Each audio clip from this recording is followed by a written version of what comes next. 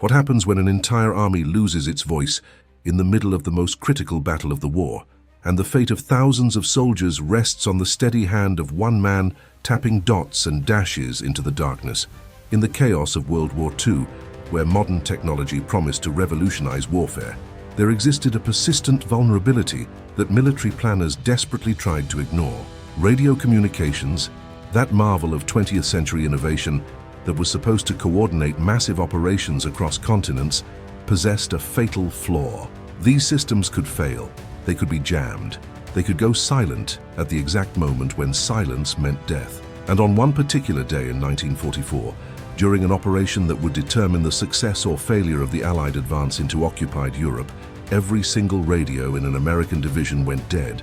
Every single one except for the antiquated, nearly obsolete Morse code system, operated by a solitary signalman who suddenly found himself as the only link between command and the front lines, with German forces closing in and time running out. This is the story of how the oldest form of electronic communication became the lifeline for modern warfare, and how one man's mastery of an ancient skill saved an operation that history books would later call decisive. This is the story of the day technology failed and humanity prevailed. It is also a story about institutional blindness, about how organizations can become so enamored with progress that they forget the lessons of the past, and about how the simplest solutions sometimes prove more reliable than the most sophisticated systems. In an era where military forces depend increasingly on complex networks, satellite communications, and digital systems, the events of that August day in France offer lessons that remain urgently relevant. When everything modern fails, what remains? And more importantly, are we prepared for that moment? The year 1944 represented the pinnacle of military communications technology. Armies moved with unprecedented coordination, guided by radio networks that stretched across oceans and continents. Voice communication had revolutionized command and control, allowing generals to speak directly with platoon leaders, enabling real-time tactical adjustments that would have been impossible just a generation earlier.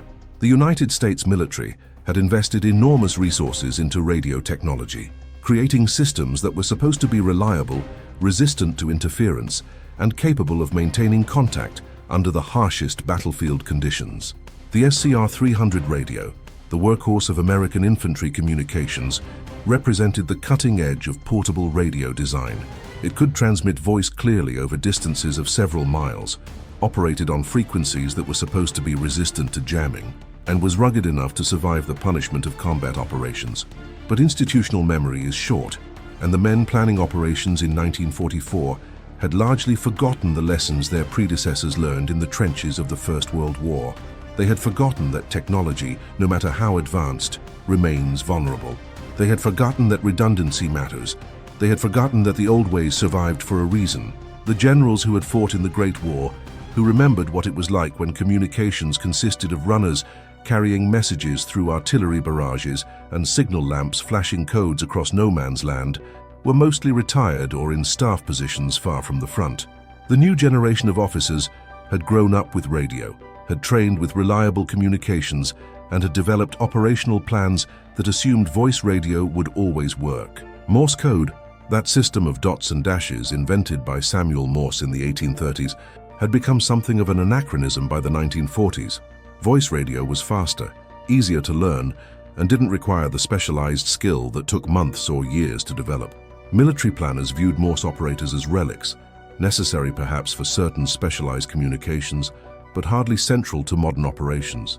Most combat units maintained only a handful of trained Morse operators, and these men often found themselves reassigned to other duties when manpower grew tight. The equipment itself was considered backup technology, maintained but not prioritized, functional but not essential. Budget allocations reflected this priority. The newest radio equipment went to voice communication systems, while Morse equipment often consisted of older models, sometimes dating back to the 1930s, kept in service because they still worked, but not because anyone considered them vital. This attitude represented a fundamental misunderstanding of how complex systems fail. Engineers and communications officers focused on the main systems, ensuring that voice radios had the best equipment, the most reliable power sources, and the most skilled maintenance. The Morse equipment languished in the back of supply trucks, operated by men who were often viewed as specialists in an obsolete craft, holdovers from an earlier era who would soon be unnecessary. Training programs reflected this bias. New communications specialists spent weeks learning voice radio procedures, proper protocol, frequency management, and equipment maintenance. They might spend 3 or 4 days on Morse code, just enough to claim familiarity with the system, but nowhere near enough to develop real proficiency. Among these men was Technical Sergeant Robert Emmett O'Brien, a 24-year-old signalman from Boston who had learned Morse code not from the army, but from his father, a maritime radio operator who had survived the sinking of a merchant vessel in the North Atlantic in 1917. The elder O'Brien had instilled in his son a profound respect for the reliability of Morse code, telling him stories of how voice radios failed in storms, how sophisticated equipment shorted out in seawater, but how the simple system of dots and dashes could get through when nothing else could. Young Robert had taken to the code naturally, practicing until he could send and receive at speeds that impressed even veteran operators. By his teenage years, he could copy Morse code at speeds exceeding 30 words per minute, fast enough to handle commercial maritime traffic, and he could do it with an accuracy that professional operators envied. When Robert O'Brien enlisted in 1942, his Morse code skills seemed like a quaint hobby, something that might get him a comfortable assignment in a rear echelon communications unit. Instead, he found himself assigned to the 30th Infantry Division, a unit that would see some of the heaviest fighting in the European theater. By the summer of 1944, O'Brien had already served through the Normandy invasion, had seen the communications equipment damaged by shrapnel and seawater, had witnessed the chaos when radio nets went down. He had also noticed something that his superiors seemed to miss. The Morse equipment kept working. When voice radios went silent, when sophisticated frequency hopping systems failed, the simple telegraph key and receiver continued to function. He had mentioned this observation to his company commander, a captain who had nodded politely, but clearly didn't grasp the significance. Voice radio was the future, the captain had said, and while Morse code had its place, that place was increasingly limited. The operation planned for August 1944 was ambitious and complex. The 30th Infantry Division would spearhead an assault on heavily fortified German positions near the French city of Mortagne. Intelligence suggested that the Germans were preparing a major counteroffensive, attempting to cut off Allied forces that had broken through the Normandy defenses. The American plan called for precise coordination between infantry, armor, artillery, and air support. Timing would be critical. Communication would be essential. The entire operation depended on maintaining constant contact between the forward units and division headquarters. The division operations officer had created detailed communications plans with primary and alternate frequencies, backup procedures, and contingencies for various types of equipment failure. But all of these plans assumed that voice radio would be the primary means of communication, with Morse code relegated to a distant third option, behind even messenger runners. What the planners didn't know, what intelligence had failed to detect, was that German signals units had deployed a new jamming system specifically designed to disrupt Allied radio communications.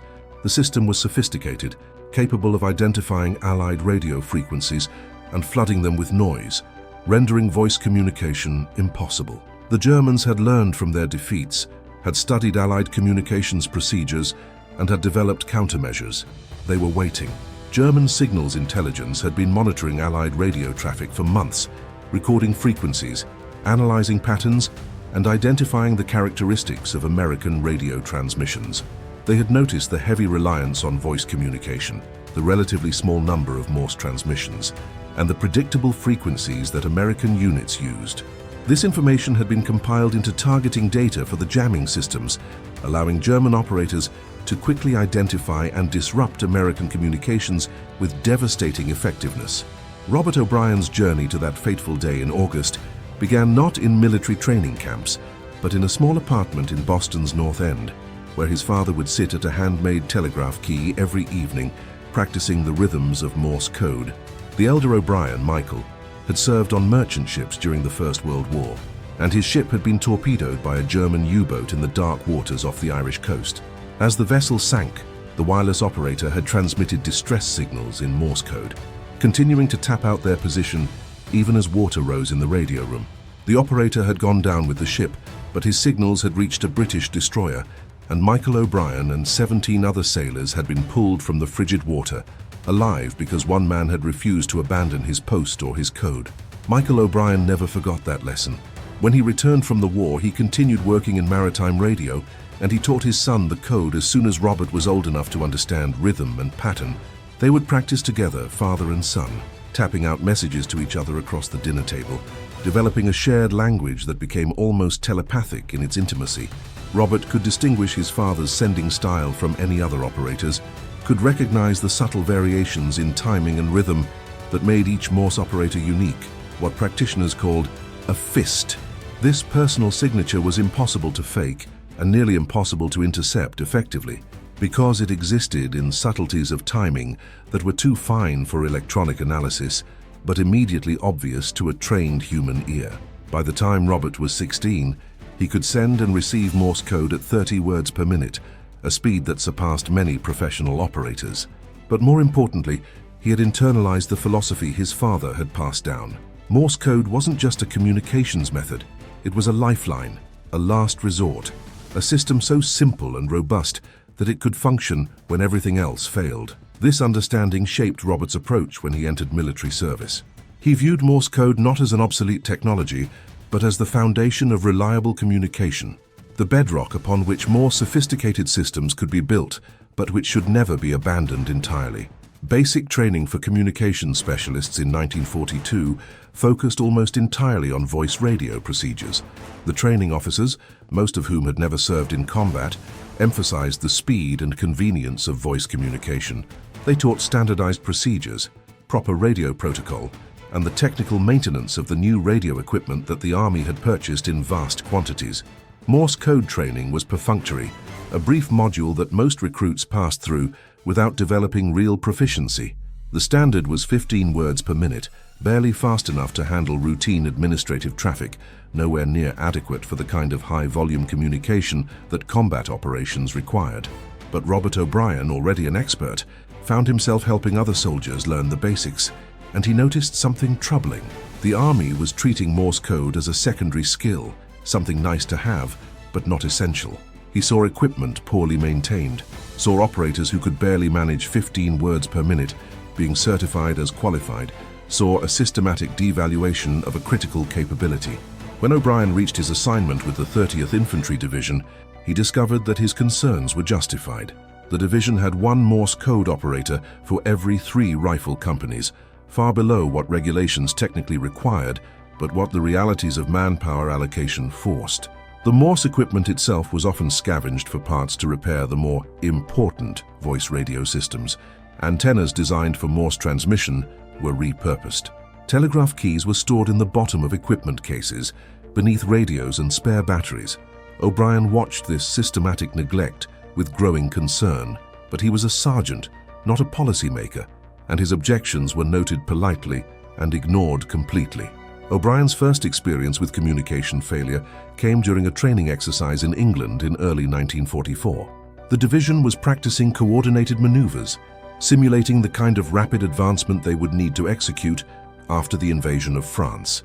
During the exercise, atmospheric conditions created unusual propagation effects that disrupted the voice radio network. For nearly 3 hours, companies lost contact with battalion headquarters, and the entire exercise dissolved into confusion. O'Brien, monitoring the Morse frequency on a whim, discovered that he could still establish contact. The dots and dashes cut through the interference that blocked voice communication. He managed to relay critical information, coordinating movements that salvaged the exercise from complete failure. His superiors praised him, but they didn't adjust their planning. The voice radio remained primary. Morse code remained backup. The institutional assumption held firm. Modern technology was superior, and the old methods were obsolete. The after-action report from the exercise noted the communications problems, but attributed them to unusual atmospheric conditions that were unlikely to recur. The fact that Morse code had continued to function when voice radio failed was mentioned, but not emphasized. The report concluded that improved frequency management and better equipment maintenance would prevent similar problems in the future. No one seriously considered the possibility that voice radio might have fundamental vulnerabilities that Morse code didn't share. The Normandy invasion in June 1944 tested every communications system the Allies possessed. O'Brien landed on Omaha Beach with his unit, carrying a radio pack that weighed 40 pounds and a small canvas bag with a Morse code key and receiver that weighed less than 5. The voice radio was destroyed within an hour, torn apart by shrapnel from a German artillery shell that killed 2 men and left O'Brien with a ringing in his ears that would never completely fade. But the Morse equipment survived, protected by its simple construction and his own body shielding the canvas bag. For 6 hours, as his unit fought its way off the beach, O'Brien maintained contact with the ships offshore using Morse code. He directed naval gunfire, called for medical evacuation, requested ammunition resupply, all through the steady rhythm of dots and dashes.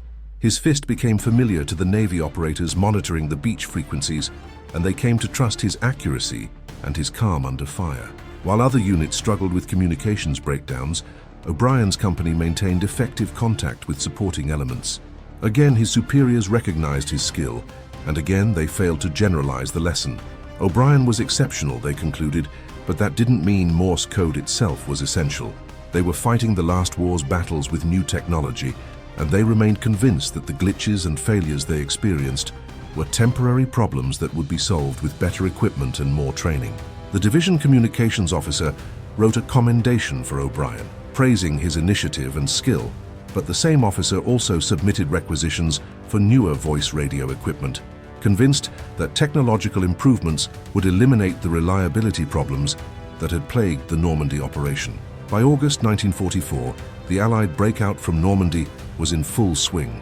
American and British forces had punched through German defenses and were racing across France. The German army was in retreat, but it remained dangerous, capable of sudden counterattacks that could inflict devastating casualties if Allied forces became overextended. Intelligence reports suggested that the Germans were massing forces near Mortagne, preparing a desperate counteroffensive aimed at cutting the American advance in half and potentially trapping entire divisions. The reports were accurate, but they understated the sophistication of the German plan, which included not just conventional military operations, but also signals warfare designed to disrupt Allied coordination. The 30th Infantry Division received orders to advance rapidly toward Mortagne, seize key terrain, and establish defensive positions that could blunt the expected German attack. The operation required precise timing and coordination.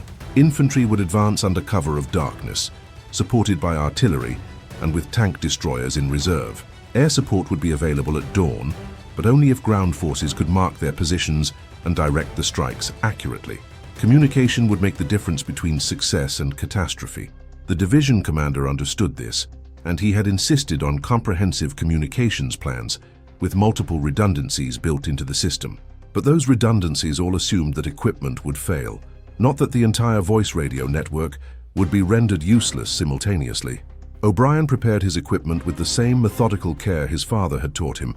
He tested the voice radio, ensuring it was functional and properly tuned. He checked the Morse equipment, even though regulations didn't require it. He packed extra batteries, spare wire for antennas, and a backup telegraph key that he had liberated from a damaged vehicle weeks earlier. His fellow soldiers teased him about his paranoia, about his obsession with the old equipment. O'Brien just smiled and continued his preparations. He had learned from his father that survival often depended on preparing for failures that everyone else thought impossible.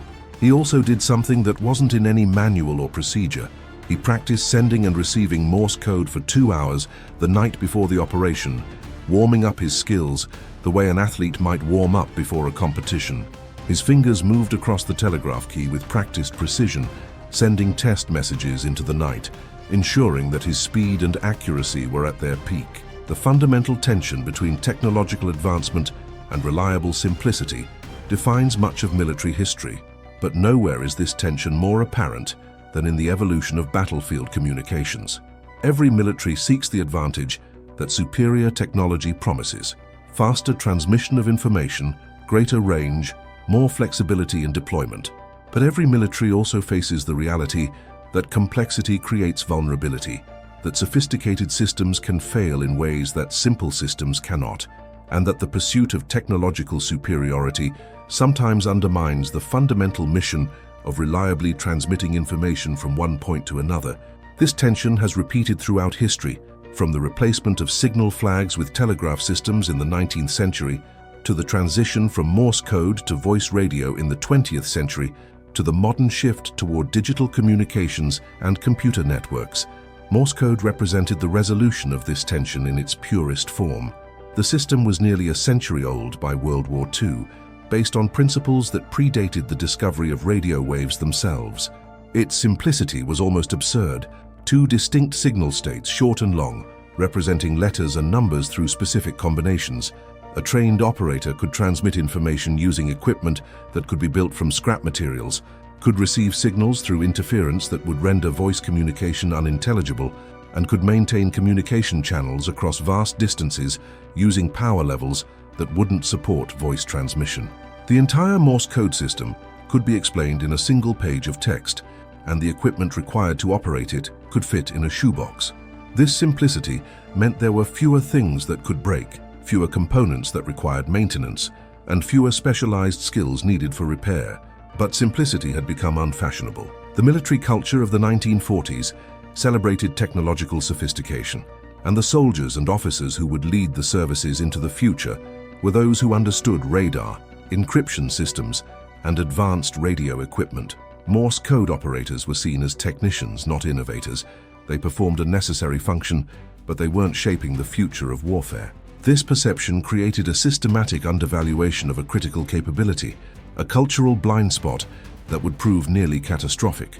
The bias toward sophisticated technology reflected broader cultural trends in American society, where progress was measured by complexity, where new was assumed to be better than old, and where traditional skills were viewed with a mixture of nostalgia and condescension. The German military, interestingly, had reached different conclusions about battlefield communications. German doctrine emphasized redundancy and expected communications to fail regularly. German units maintained larger numbers of Morse operators, drilled more extensively on backup communications procedures, and designed their command structures to function even with severely degraded communications capabilities. This wasn't because German technology was inferior. In many ways, German radio equipment was more advanced than Allied systems. Rather, it reflected a different understanding of how complex systems behave under stress.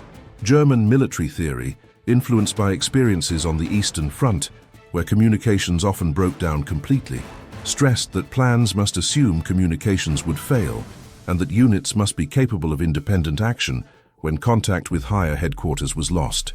German signals intelligence had identified Allied reliance on voice radio as a potential vulnerability. Throughout 1943 and early 1944, German engineers developed jamming systems specifically designed to exploit this vulnerability.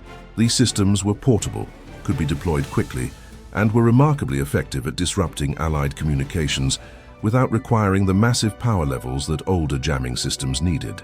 The German plan for the Mortain counteroffensive included signals warfare as a key component.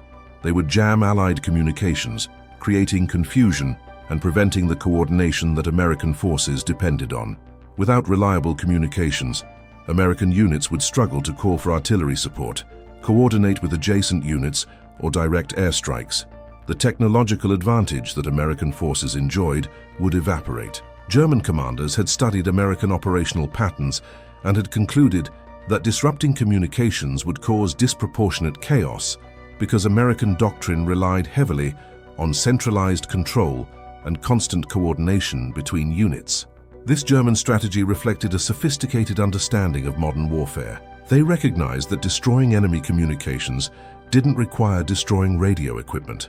It only required filling the radio spectrum with noise, overwhelming legitimate signals with interference. Voice communication was particularly vulnerable to this approach because human voices required a relatively clean signal to be intelligible. Noise that wouldn't completely obscure a voice transmission could make it difficult to understand, leading to repeated messages, confusion, and eventually a breakdown in communication.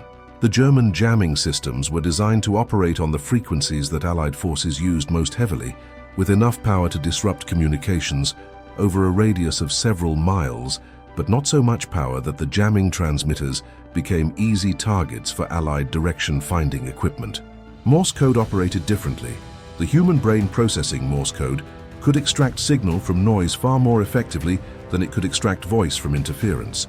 A skilled operator could copy Morse code through static and interference that would make voice communication impossible. This wasn't theoretical. It was demonstrated daily on maritime frequencies where Morse code remained the standard for long-distance communication precisely because of its reliability in poor conditions. The narrow bandwidth of Morse code signals meant they were harder to jam effectively, and the binary nature of the code meant that even badly distorted signals could be copied if any portion of the transmission was audible. An experienced operator could fill in missing letters or words from context, something that was much more difficult with voice communication, where a single misunderstood word could completely change the meaning of a message. O'Brien understood this intuitively. His father had taught him to copy weak signals, to listen through interference, to focus on the rhythm and pattern rather than the absolute clarity of the tone. He had practiced copying Morse code while his father played loud music, simulating the interference that might be encountered in real operations. He had developed the mental discipline to filter noise and extract meaning, a skill that couldn't be taught quickly or easily. This skill required not just training, but also a kind of mental calibration that came only with extensive practice. The human brain's remarkable ability to recognize patterns and extract signal from noise could be trained to extraordinary levels of performance, but only through thousands of hours of practice and exposure to difficult conditions.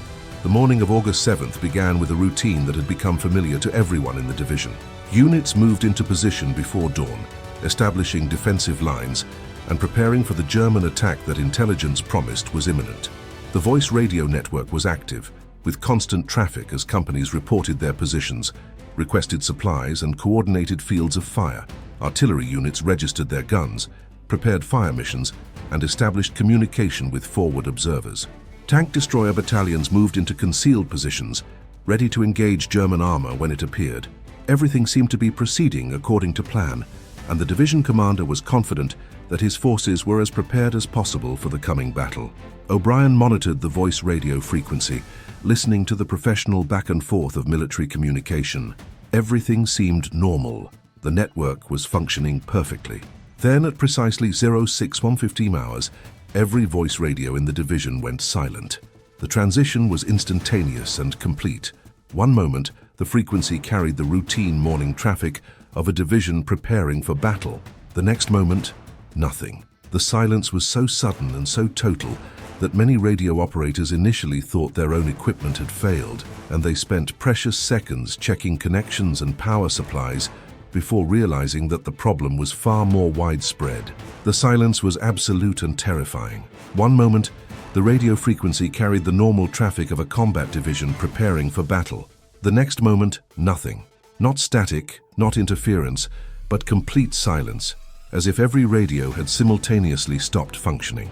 In command posts throughout the division, radio operators frantically checked their equipment, thinking their individual radios had failed. But as seconds turned to minutes, a more disturbing realization spread. This wasn't equipment failure. This was jamming, sophisticated and comprehensive. The German signals units had activated their jamming systems with precise coordination, hitting every major American radio frequency simultaneously and rendering the entire voice radio network useless. O'Brien's first reaction was to check the voice radio, confirming what he already knew: the system was completely dead. No carrier signal, no background hiss, nothing but the empty silence of a receiver that was picking up absolutely no radio frequency energy on the assigned frequency. Then, following his training and his instincts, he switched to the Morse frequency. The difference was immediate and dramatic. Yes, there was noise, significant interference that would have made voice communication impossible. But underneath the noise, he could hear something: the faint beep of another Morse station attempting to transmit. The jamming system that had completely silenced the voice radios was less effective against Morse code. The signal was there, weak and intermittent, but present. O'Brien listened carefully, his trained ear picking out the pattern of dots and dashes from the surrounding noise. Another operator was transmitting a test message, trying to establish whether anyone could hear through the jamming. O'Brien made a decision that would define the entire operation. Rather than waiting for orders or trying to restore the voice radio, he immediately began transmitting on the Morse frequency. His message was simple and urgent: All voice radios down, switching to Morse code for all traffic, Division Communications Net, now operating on Morse frequency. He repeated the message 3 times, sending slowly and deliberately to ensure that even operators with limited skill could copy the transmission through the interference. Then he paused to listen. The response came slowly. Other Morse operators, following their own backup procedures, had also switched to the Morse frequency, but there were far fewer of them than needed. The division's communications structure assumed voice radio would be primary, with perhaps 10% of traffic going through Morse code if necessary. Now, suddenly, 100% of communications had to flow through a system that had been relegated to backup status. The handful of trained Morse operators suddenly found themselves as the only link holding the division together, and many of them were struggling with the interference and the pressure. O'Brien's training and his natural talent became crucial. He could send and receive faster than almost any other operator in the division. More importantly, he could copy weak signals through heavy interference, a skill that many operators had never fully developed. As other stations struggled to establish contact, O'Brien became a relay point, copying messages that others couldn't hear and retransmitting them with the powerful transmitter in his command post. His location at division headquarters meant he had access to better equipment and a more effective antenna system than most forward units, and he used this advantage to create a hub-and-spoke communications network with himself at the center. The German attack began at 700 hours, and it came with overwhelming force. Panzer divisions struck at multiple points along the American line, attempting to break through and encircle the forward units. Without effective communication, American forces should have been overwhelmed, unable to coordinate their response, unable to call for supporting fires, unable to mass their defenses at the critical points. The German plan assumed that the jamming would create chaos, that American units would find themselves isolated and unable to receive orders or coordinate with adjacent units. German commanders expected to achieve tactical surprise not through secrecy, but through induced confusion, turning the Americans' dependence on communications technology into a critical vulnerability. But O'Brien kept the network functioning. He maintained contact with the forward observers, relaying fire missions to the artillery batteries. He passed situation reports from company commanders to battalion headquarters, allowing the division commander to understand the developing battle. He coordinated the movement of tank destroyer units to threatened positions, and he did all of this through the steady rhythm of dots and dashes, sending and receiving faster than he had ever transmitted before, pushing his skill to its absolute limit. His hand moved across the telegraph key with mechanical precision, each dot and dash perfectly timed, each letter formed with the muscle memory developed through years of practice. The physical demands were extraordinary. Sending Morse code at high speed for extended periods requires intense concentration and precise motor control. O'Brien's hand cramped repeatedly, but he couldn't stop.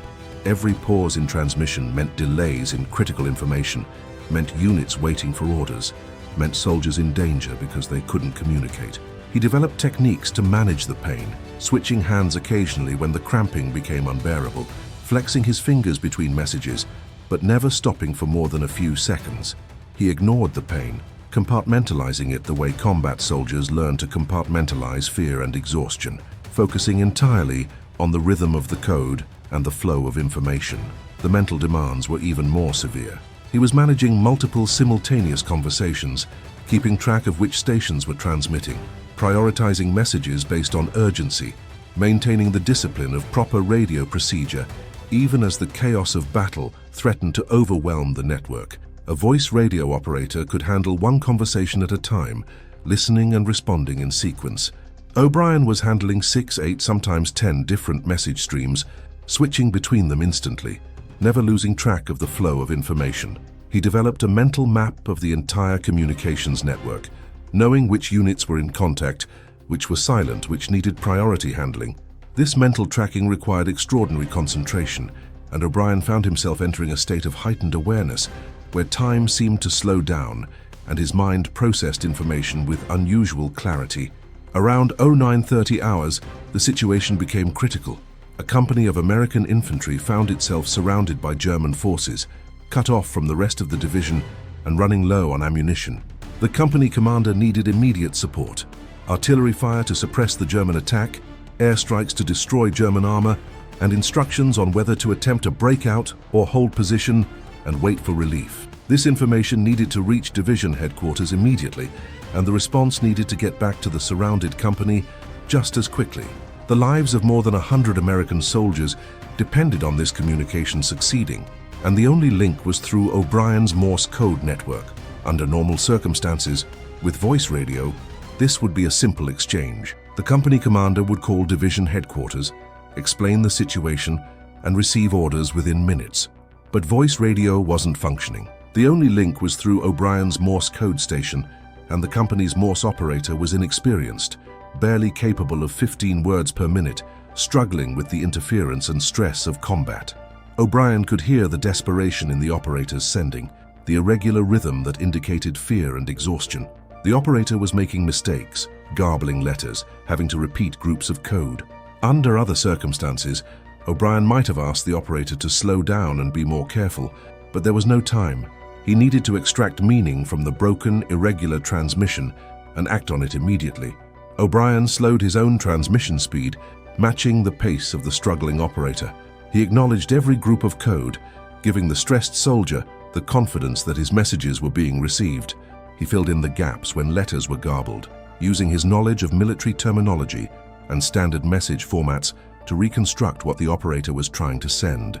He reformatted the incoming message for clarity, then transmitted it to division headquarters at high speed. He received the response, transcribed it precisely, then retransmitted it to the surrounded company at the slower pace their operator could handle.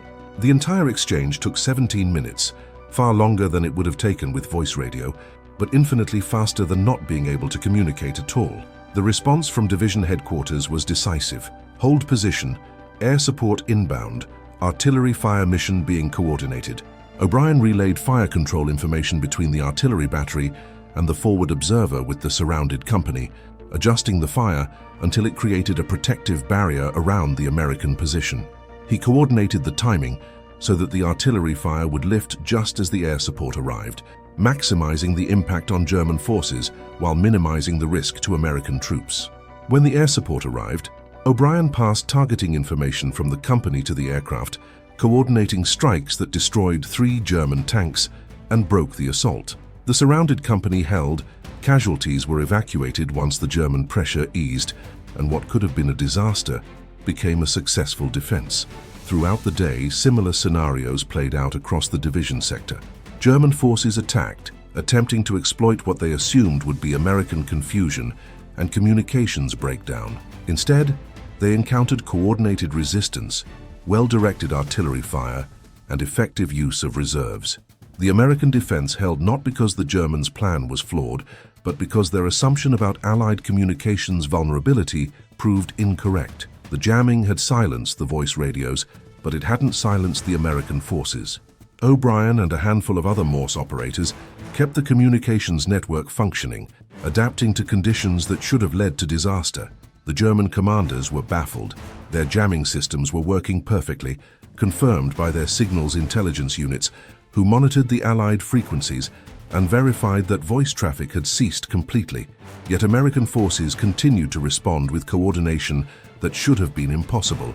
German after-action reports would later note this mystery, speculating about unknown American communications systems, but never quite understanding that the Americans had fallen back on a century-old technology that German planners had dismissed as obsolete. By noon, O'Brien had been transmitting continuously for nearly 6 hours. His hand was swollen, his fingers barely responding to his commands. He had developed blisters on his palm from the constant pressure of the telegraph key. His back ached from hunching over the equipment, his eyes burned from staring at the receiver dial, and his ears rang from the constant sound of interference and Morse code. But he couldn't stop. The battle was still raging, and the communications network still depended on his ability to keep functioning. He had transcended normal physical limitations, operating on pure willpower and training. His conscious mind almost detached from the mechanical process of sending and receiving code. By 1600 hours, the German offensive had stalled. They had taken heavy casualties, lost numerous tanks, and failed to achieve any significant breakthrough. More importantly, they had committed their reserves to an attack that depended on disrupting American communications, and that attack had failed. The German commander, recognizing that continuing the offensive would only increase his losses, ordered his forces to withdraw. The Mortagne counteroffensive, which could have changed the course of the campaign in France, had been defeated, and while many factors contributed to that defeat, the ability of American forces to maintain coordination despite the loss of voice communications was critical. At 17:15 hours, the German jamming suddenly stopped. The voice radio network came back to life, and the familiar sound of voice traffic filled the frequencies. But by then, the critical phase of the battle was over. O'Brien transmitted a final message on the Morse frequency, informing all stations that voice communications had been restored and that normal procedures could resume. Then, for the first time in 11 hours, he released the telegraph key. His hand was so cramped that he couldn't open his fingers voluntarily. He had to use his other hand to pry his fingers away from the key, massaging the muscles until they slowly relaxed. The division communications officer appeared at his station, having monitored the Morse frequency throughout the battle. The officer looked at O'Brien's swollen hand, at the exhaustion evident in his face, and simply said, "Thank you." O'Brien nodded, unable to speak, knowing that words were inadequate for what had just transpired. The successful defense at Mortagne forced a fundamental reassessment of communications doctrine within the American military, though this reassessment took time and met considerable resistance. The immediate aftermath of the battle saw O'Brien receiving a Silver Star for his actions and similar recognition for other Morse operators who had maintained communications under impossible conditions. But recognition of individual heroism didn't automatically translate into institutional learning. The Army's bureaucracy moved slowly, and changing established doctrine required overcoming significant institutional inertia and the resistance of officers who had built their careers on the assumption that modern technology made traditional methods obsolete. The Army's initial analysis of the Mortagne battle focused on the effectiveness of the defense, the performance of the tank destroyer units, and the success of the artillery support. The communications aspect was noted, but not emphasized. Some officers argued that the jamming incident was an anomaly, unlikely to be repeated, representing a lucky shot by German signals units rather than a systematic vulnerability in American communications. They pointed out that the voice radio systems were fundamentally sound and that improving jamming resistance was primarily a technical problem that could be solved with better equipment, frequency hopping systems, and improved encryption. The idea that doctrine itself might need revision, that the balance between modern voice communication and traditional Morse code needed adjustment, met skepticism from officers who had built their careers on mastering the new technology and who viewed suggestions to expand Morse code capabilities as reactionary and backwards-looking. O'Brien himself became something of an uncomfortable hero. His success highlighted the failure of planning, the institutional neglect of Morse code capability, and the vulnerability of systems that everyone had assumed were reliable. Some officers celebrated his initiative and skill, viewing him as an example of American ingenuity and adaptability under pressure. Others saw his story as an implicit criticism of their decisions, a suggestion that they had failed to properly prepare their forces for predictable contingencies. There was tension between those who wanted to learn from the experience and those who wanted to move past it without acknowledging the deeper implications. Several senior officers argued that making too much of the Mortagne incident would undermine confidence in voice radio systems and create unnecessary concern about capabilities that were generally reliable. The German perspective on the Mortagne battle revealed their own miscalculation. German signals intelligence had correctly identified Allied reliance on voice radio, and German engineers had developed effective jamming systems that performed exactly as designed. But German planners had assumed that jamming voice communications would create chaos, that Allied forces would be unable to adapt quickly enough to prevent exploitation. They had underestimated both the existence of backup systems and the human capacity to improvise under pressure. German after-action reports noted with frustration that American forces had maintained coordination despite the jamming, though many German officers never fully understood why their jamming had been less effective than predicted. Some German reports speculated about unknown American communications technologies, failing to recognize that the Americans had simply reverted to a system that the Germans themselves maintained but had assumed the Americans had abandoned. The broader question that Mortagne raised was about the nature of technological progress in military systems. There is an almost irresistible tendency to assume that newer is better, that the latest technology represents improvement over older methods, and that traditional skills become obsolete as new capabilities emerge. This assumption drives innovation and can lead to genuine advances that provide significant military advantages. But it also creates blind spots, areas where institutional wisdom gets discarded because it seems old-fashioned or irrelevant to modern warfare. The challenge is distinguishing between traditions that deserve to be abandoned because they truly are obsolete, and traditions that contain wisdom that remains relevant regardless of technological change. Morse code represented a century-old technology, fundamentally unchanged from its original conception. By the 1940s, it seemed like a relic, something that would naturally be replaced by voice communication, just as voice communication had replaced earlier systems like signal flags and messenger riders. The trajectory of progress seemed clear, from visual signals to telegraph to voice radio to whatever would come next. But this linear narrative of progress obscured the reality that different technologies have different characteristics, different strengths and vulnerabilities, and that the newest technology isn't always superior in all circumstances. Morse code possessed qualities that voice communication couldn't match. Its simplicity made it robust, its narrow bandwidth made it efficient, and the human skill required to operate it created a kind of resilience that couldn't be jammed or disrupted as easily as more sophisticated systems. The lesson wasn't that Morse code was superior to voice radio, or that armies should abandon modern technology in favor of traditional methods.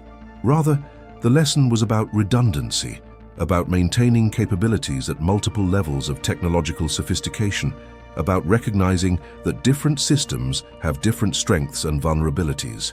An army that relies exclusively on any single technology, no matter how advanced, creates a critical vulnerability that enemies can exploit. The most resilient organizations maintain diverse capabilities, preserving older systems even as they adopt newer ones, ensuring that they can continue to function when any single system fails. This principle extends beyond communications to virtually every aspect of military operations. Precision-guided munitions are extraordinarily effective, but they depend on satellite navigation systems that can be jammed or destroyed. Night vision equipment provides tremendous advantages, but it fails in certain weather conditions and requires power sources that aren't always available. Advanced sensors can detect enemy forces at great distances, but they produce massive amounts of data that can overwhelm analysis capabilities, and they can be deceived by relatively simple countermeasures. For every technological advantage, there exists a potential failure mode, and effective military organizations maintain backup capabilities that can function when the primary systems fail. The militaries that succeed are those that understand this reality and plan accordingly. Rather than assuming that technological superiority eliminates the need for redundancy and traditional skills. O'Brien's story also illustrates the importance of individual skill and expertise in an era of increasingly automated systems. Military organizations naturally seek to reduce their dependence on individual capabilities, preferring standardized procedures that any trained person can execute. This approach has obvious advantages. It makes forces more predictable, easier to train, and less vulnerable to the loss of key individuals. But it also risks eliminating the kind of exceptional performance that can make the difference between success and failure in crisis situations. The military's challenge is preserving space for individual excellence while maintaining the standardization that large organizations require. The skill O'Brien demonstrated at Mortain wasn't something that could be taught in a brief training course or reduced to a checklist. It was the product of years of practice, natural talent, and a deep understanding of both the technology and the operational context. His ability to maintain the communications network under extreme stress required judgment, improvisation, and expertise that exceeded anything that regulations or procedures could provide. He had to assess which messages were most urgent, determine how to route traffic through the degraded network, adjust his sending speed to match the capabilities of operators with varying skill levels, and maintain the mental discipline necessary to function effectively under crushing pressure. These skills couldn't be programmed into equipment or captured in training manuals. They existed in the trained human mind, developed through practice and experience, and they made the difference between catastrophic communications failure and effective adaptation to unexpected conditions. The immediate practical outcome of Mortain was a revision of communications procedures throughout the American forces in Europe. Units were required to maintain larger numbers of trained Morse operators, with a goal of at least one operator per rifle platoon rather than one per company.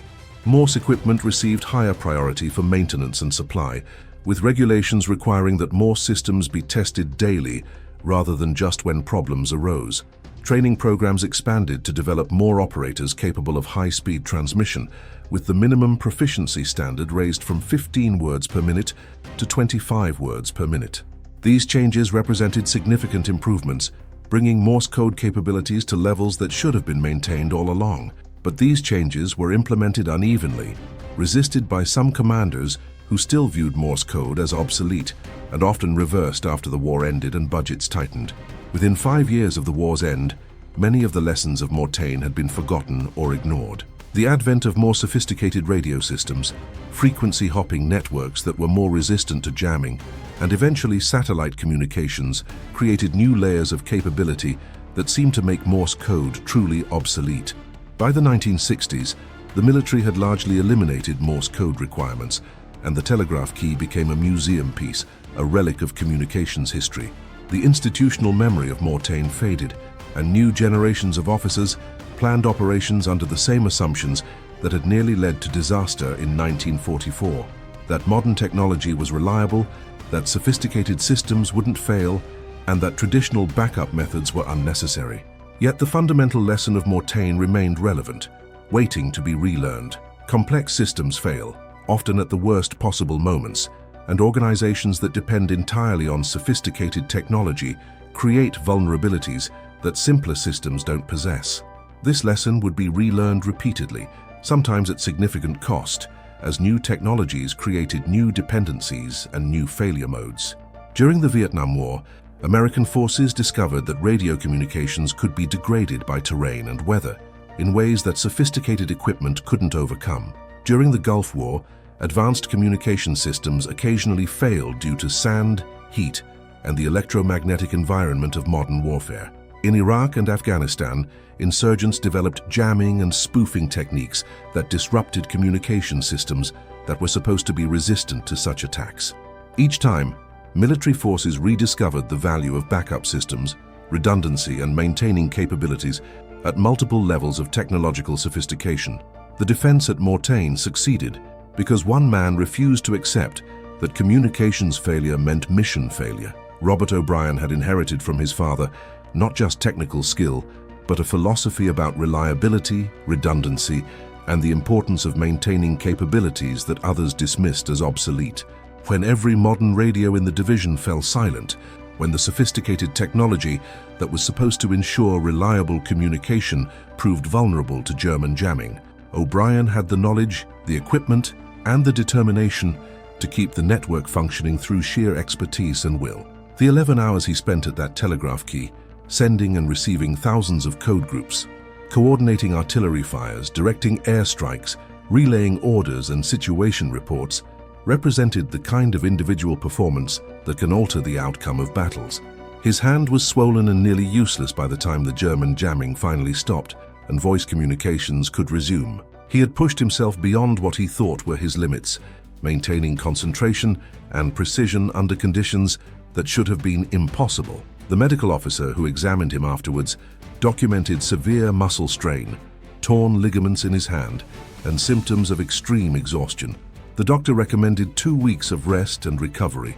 O'Brien was back at his station the next day because the division was still in combat and communications specialists were in short supply.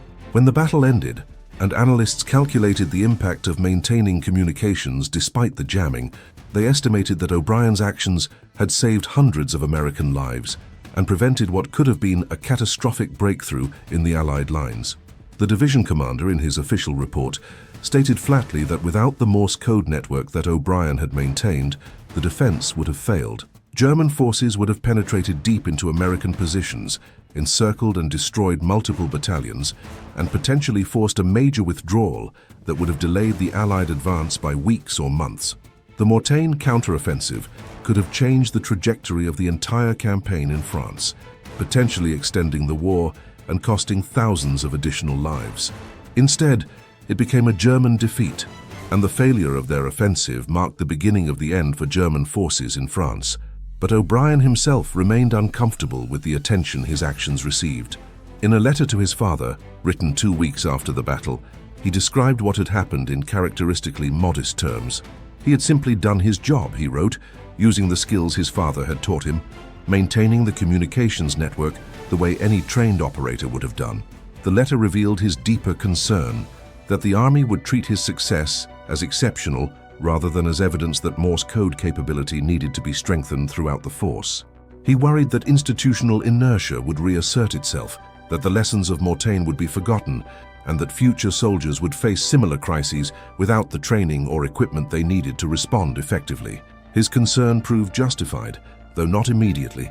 After the war, as the military demobilized and budgets contracted, Morse code training programs shrank. The advent of more sophisticated radio systems, frequency-hopping networks that were more resistant to jamming, and eventually satellite communications created new layers of capability that seemed to make Morse code truly obsolete. By the 1960s, the military had largely eliminated Morse code requirements, and the telegraph key became a museum piece, a relic of communications history relegated to displays about World War II.